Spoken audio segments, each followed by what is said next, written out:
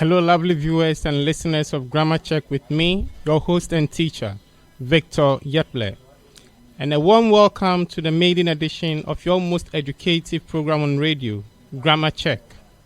Do join the train of education this and every Tuesday and Thursday on Penny Radio and live on Facebook at Yetle Victor at 5 p.m.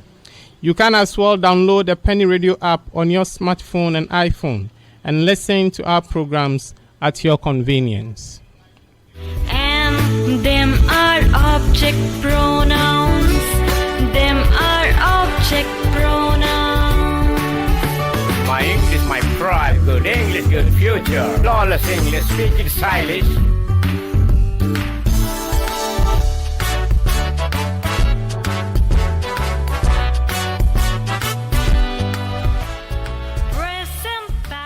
On now to our first segment on the show. We have the grammatical expressions. And the first we'll be looking at will be vote of thanks. Second, more grease to your elbow. And third, overspeeding. Now these are mostly often misused expressions.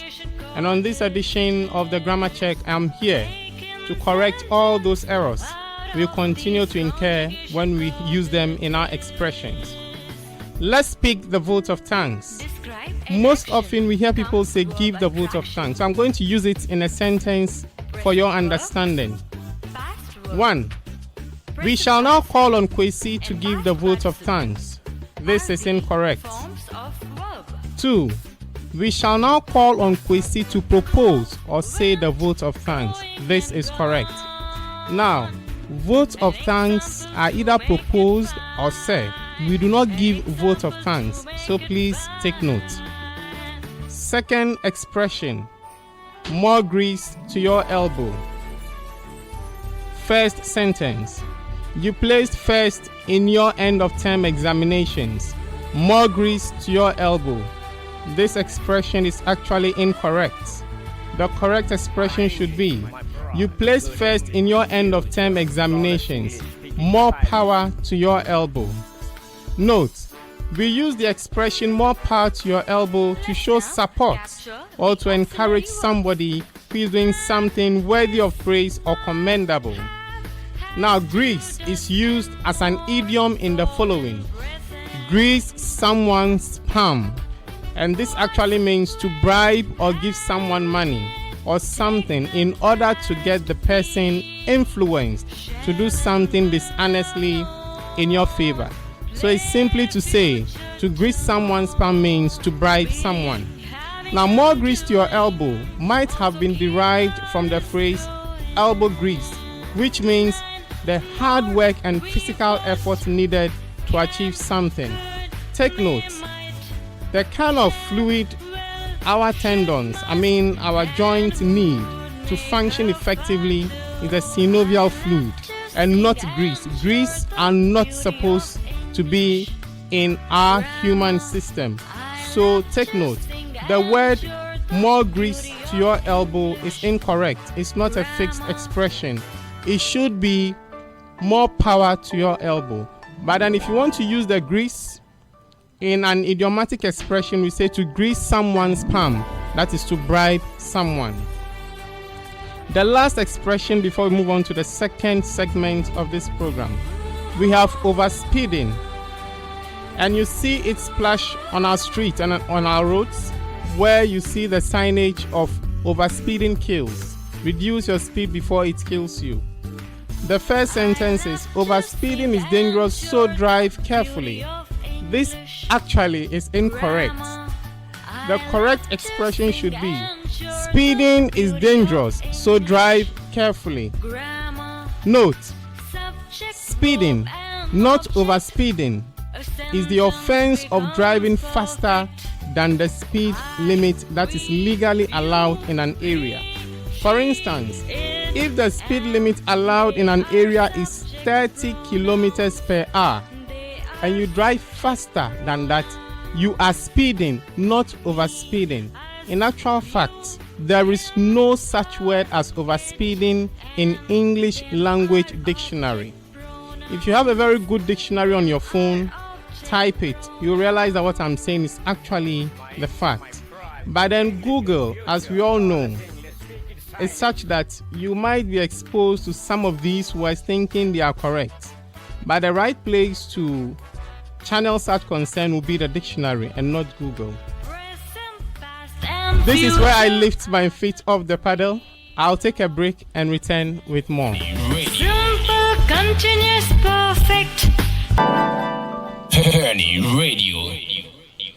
Welcome back, ladies and gentlemen, boys and girls, to the second segment of your most educative program, live on Penny Radio and on Facebook at Yetle Victor. Do let us know what is on your mind by sending in your message in the comment section. Now, this segment is called the Error Buster. The Error Buster. This is where you get to know the right pronunciation of English words. On now to our word for the day. And it's spelled Quarantine.